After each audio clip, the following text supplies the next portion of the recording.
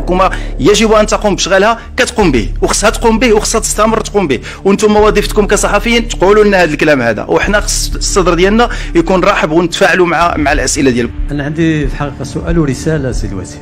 لا عندك غير سؤال؟ تفضل اعطيني السؤال ديالك. في طياته رساله. لا اعطيني غير سؤال. شكرا. رساله ماشي مشكل. لا اعطيني السؤال ديالك. سيد الوزير شفتك مقلق شويه. لا اطلاقا، انا اعطيني السؤال نجاوبك. الى توفرت عندي المعطيات طبعا. في تطور لافت ما يعتبرون ضحايا ديال انتحال المحاماة، دخل هؤلاء المتضررون في يعني اضراب مفتوح عن الطعام. هناك اتهامات للحكومة بتجاهل مطالبهم وايضا بتعريض حياتهم للخطر. هنا كطرح السؤال علاش الحكومه انها ما خرجتش، مع العلم ان رئيس الحكومه طبقا للفصل 89 من الدستور هو رئيس ديال وزير العدل. واش كاين شي تدخل بحكم انه اليوم وصل اليوم السابع في الاضراب عن الطعام، هم متشبثين في القرارات ديالهم؟